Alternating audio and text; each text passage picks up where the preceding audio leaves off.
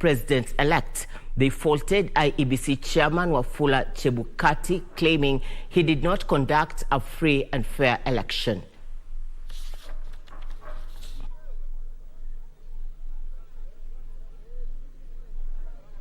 Ingefaa watu commission ama serikali ifanye nini?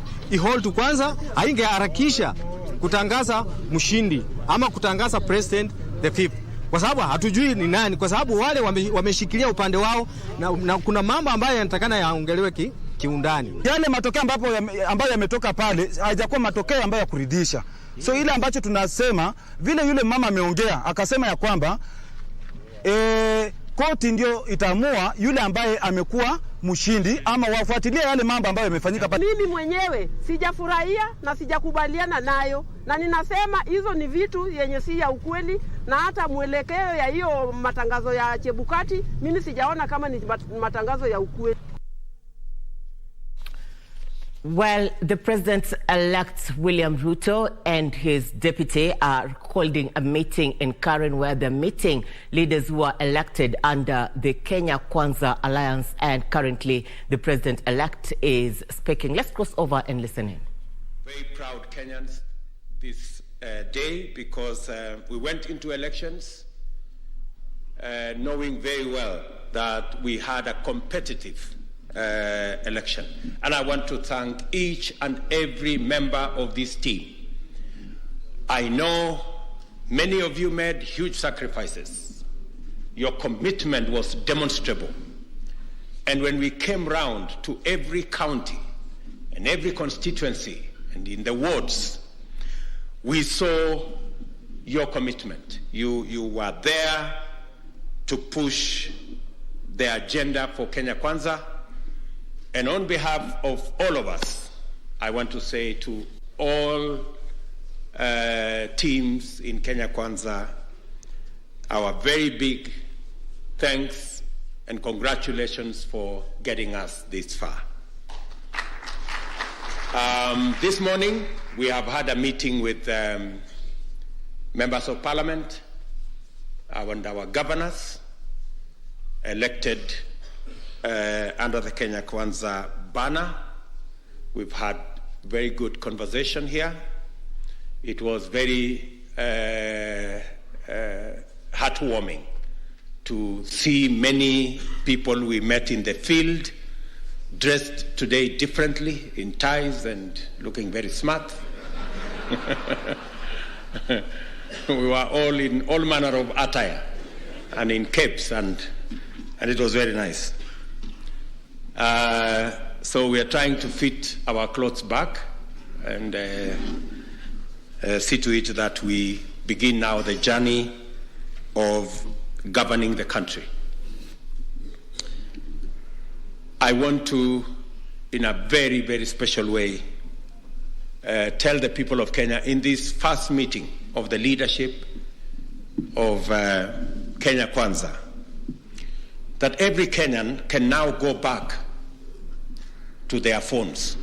You don't have to use WhatsApp, you don't have to use Signal, you can go back and use your normal phone. Because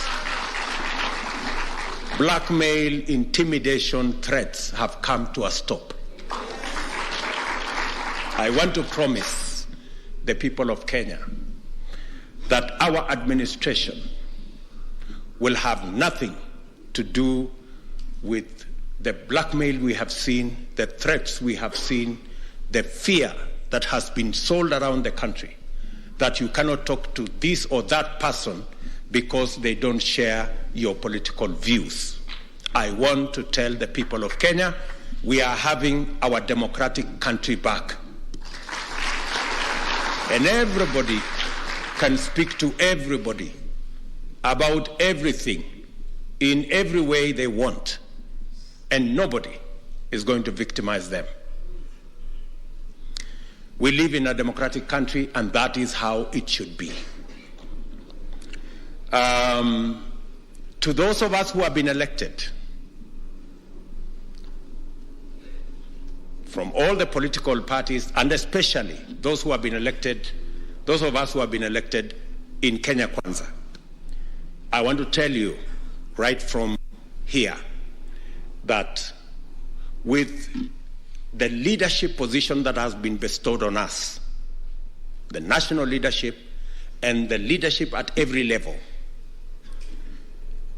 that leadership that we have won bestows on us a lot of authority.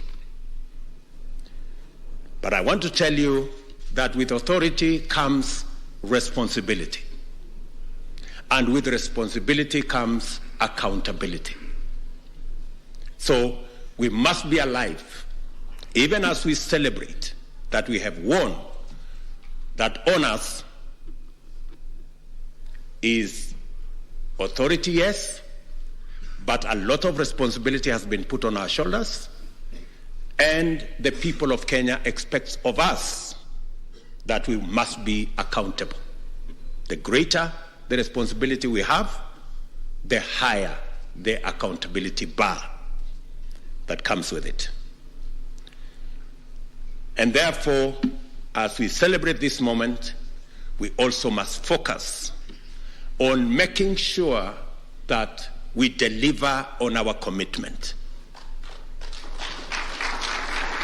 I have seen on TV screens people from all corners of Kenya saying, we listened to you guys. We want to know when the delivery of your commitment is going to begin. And I really want us to know that the expectations of the people of Kenya are huge. And therefore, we do not have the luxury of wasting any time. I want to urge you, all of us, we need all hands on deck, and we don't have time to waste. We will shortly, after we go through the processes that are ahead of us, we will shortly settle down to getting Kenya working. And I want to ask each and every one of you, as I do ask all leaders in Kenya, to join hands so that we can take the country forward. The events of after the election are speaking loudly to all of us as Kenyans. The people of Kenya, after the announcement of the results, there were celebrations across Kenya, and there was measured celebration across Kenya. In fact, immediately the people of Kenya got down to do their normal, what they do normally, sending a very clear signal to us as leaders that they want us to take the country to another level. The people of Kenya have come to appreciate that there was an election, and they have come to appreciate that there were people who were chosen as leaders. There were others who were assigned other responsibilities. So I want to say that this afternoon, to ask all of us as leaders in Kenya to learn from the people of Kenya who have settled on the issues.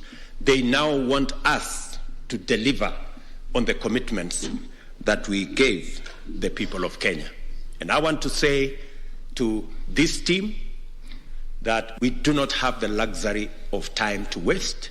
We must get on, roll up our sleeves, tighten up our belts, pull up our socks, and begin the process of delivery of our commitments to the people of Kenya. The people of Kenya have not only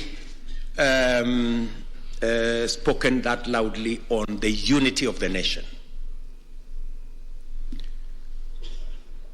In 2013,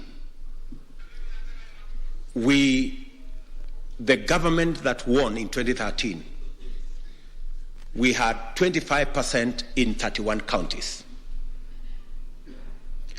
In 2017, we had 34 counties. We got 25% in 34 counties. This year, we even have a broader mandate because we have won 25% in 39 counties.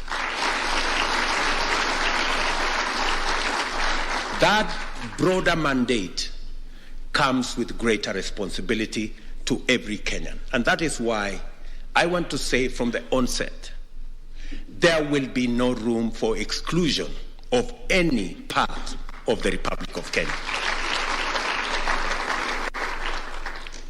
We are going to govern in a manner that makes sure that no part of Kenya is left behind. No sector of Kenya is left behind. No community of Kenya is left behind. We're going to move together as a nation because the people of Kenya are already telling us that we need to change the politics of our nation and eliminate ethnicity from the equation of the leadership or governance of the Republic of Kenya.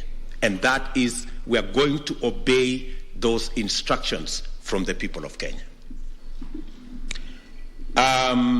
With that expanded mandate, as I said, comes responsibility, which we must account for.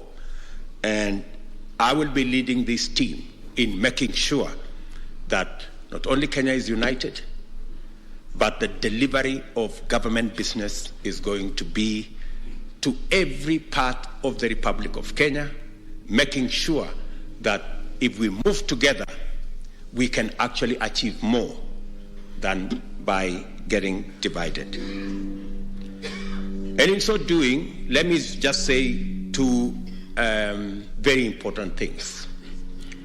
Number one, because we intend to deliver as a government, the public service is going to be a very important tool in the delivery of government programs and government services.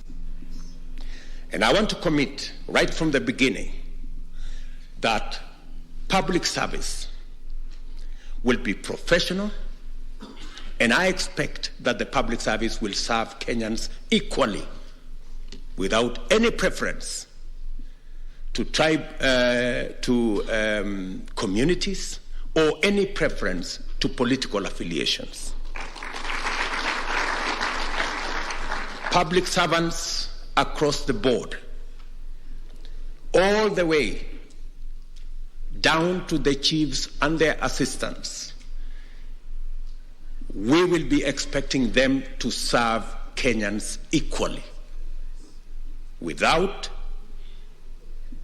favoring people because of their political affiliation. I am asking all public servants who have been forced to take political positions in the just concluded elections to step back and be professional public servants, carry out their mandate professionally, and serve all Kenyans equally. Political business will be carried out by political actors. Political parties must organize themselves and organize their structures to run their politics.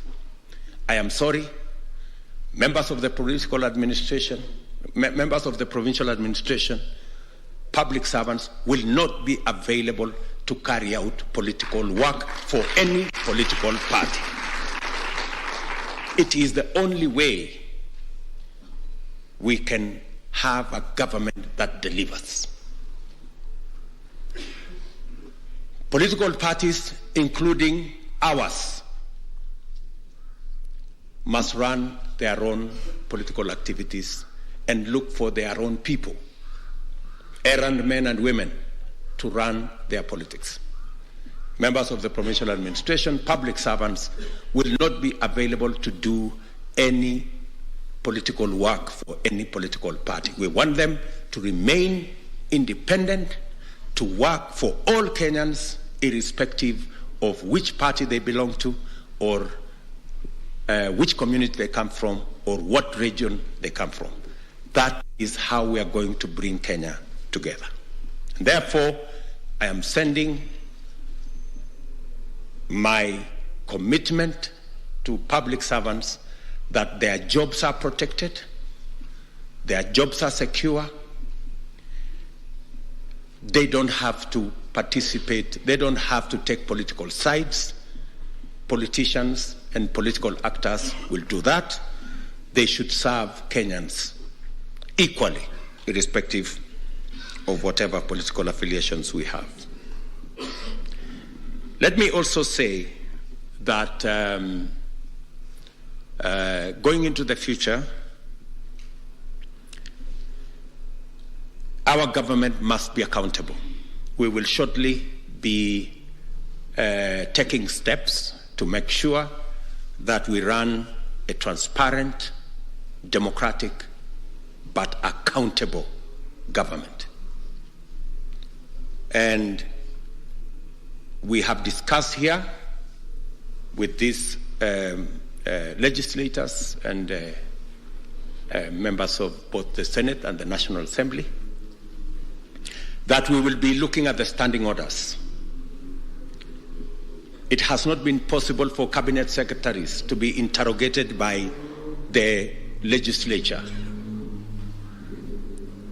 Some members of parliament have been answering questions in parliament.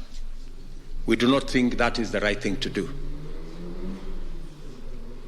And we are going to have a discussion so that we can adjust and amend the standing orders to make it possible for cabinet secretaries to get to the floor of the House and answer questions and explain government policy on the floor of the House so that the people's representatives, members of parliament and senators, can interrogate what their government is doing. We do not think that it is enough for cabinet secretaries to go to committees of parliament.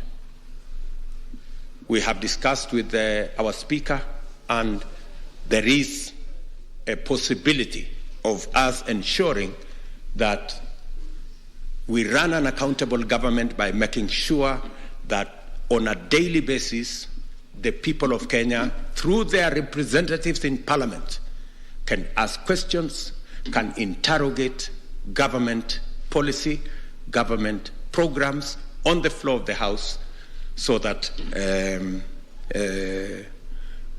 we can be better accountable as a government.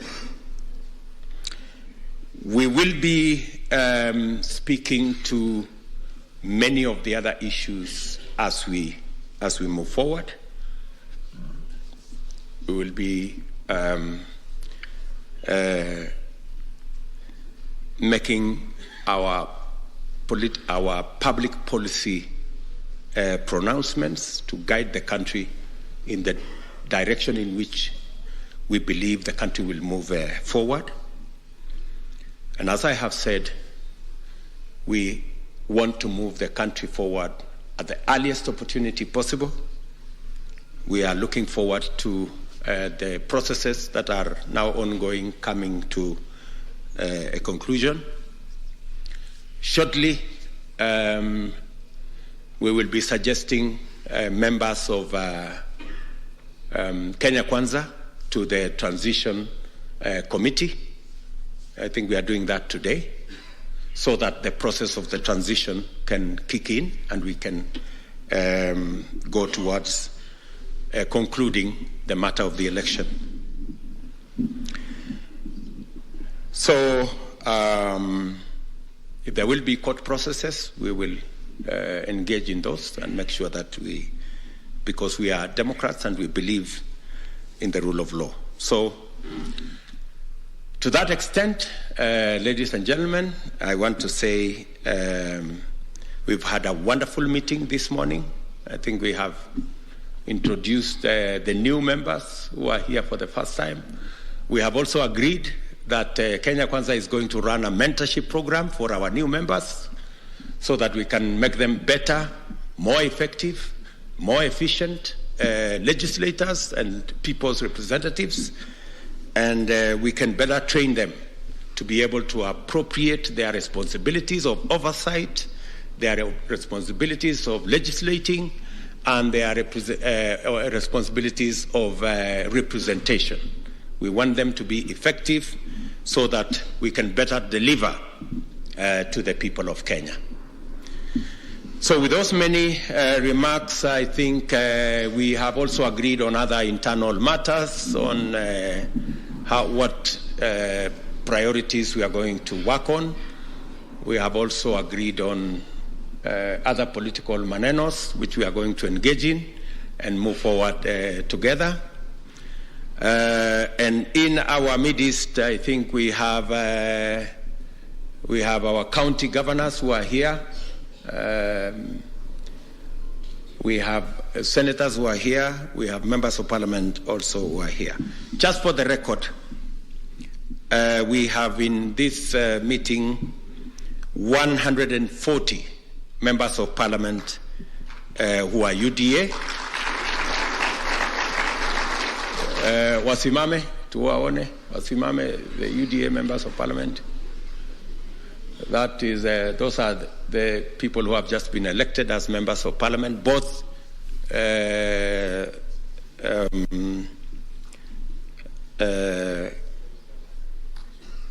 excluding senators. I think just members of parliament.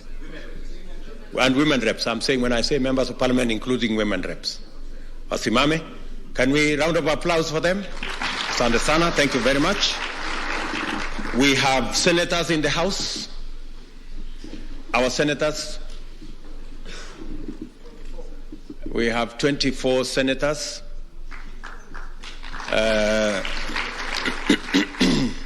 Asante sana, waheshimiwa, keti chini.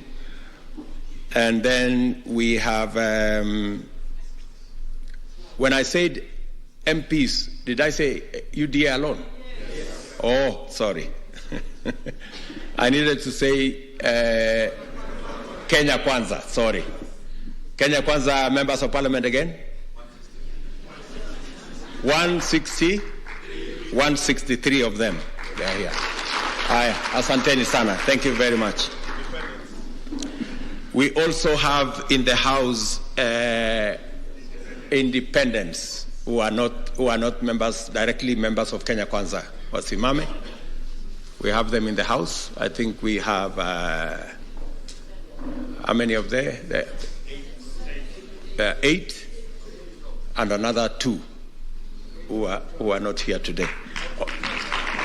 Okay, so out of 12, I think 10 members of the 10 independent members have joined our team.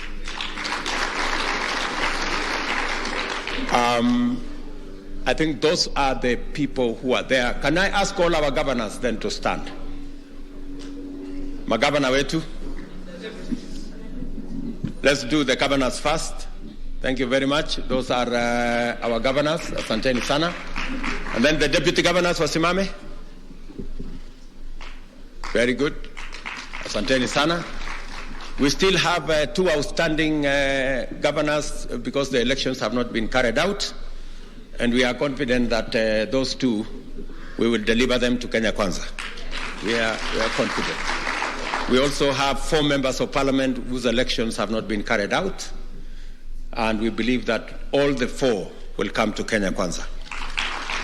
So, ladies and gentlemen, let me say we are truly grateful that you have found time to come. And we appreciate that it's the moment to consolidate and move the country forward. So, asanteni sana to all of you, including members of the media. Welcome to lunch. There is lunch here. Sawa sawa. So, asanteni sana. We are party leaders here. Let me, maybe just for purposes of the media, let me introduce my good brother, Musalia Mudavadi, in our midst. Moses Wetangula in our midst. JB Muturi in our midst. We have a good, a one-man party. My good brother Fabian Mule, the member of parliament for Kangundo, joined our team as Kenya Kwanza. And then we have my good brother there also, Nyakera. We have the chair of UDA, Mr. Mudhama, is in the house. We have Alfred Mutua, the party leader of Chap Chap. We have Amazon Kingi, the party leader of PA. We have Aden Duale, the one and only. We have Alice Wahome, the Iron Lady of the House. We have Salim Buria in the House, the governor, outgoing governor of Kwale. Our Director General, Mr. Nanok. The one and only Sonko of the whole world, I'm told. There's only one Sonko. Moses Kuria of CCK is in the House. Festus Kiunjuri Mwangi in the House. And all of us, we are very proud members of Kenya Kwanza. So nataka niseme asante sana to all of you. We wish you well, and we are looking forward to working with each. As I said earlier, I am looking forward to working with each and every one of you. We will keep these consultations as frequent, as often as possible, so that we can listen to every idea and consolidate our way into the future. Asanteni sana. May the good Lord bless you. Asanteni sana. President-elect William Ruto meeting leaders who are elected under the Kenya Kwanza alliance, and the president-elect has urged Kenyans to be united and forge forward this as he urges civil servants to work to deliver for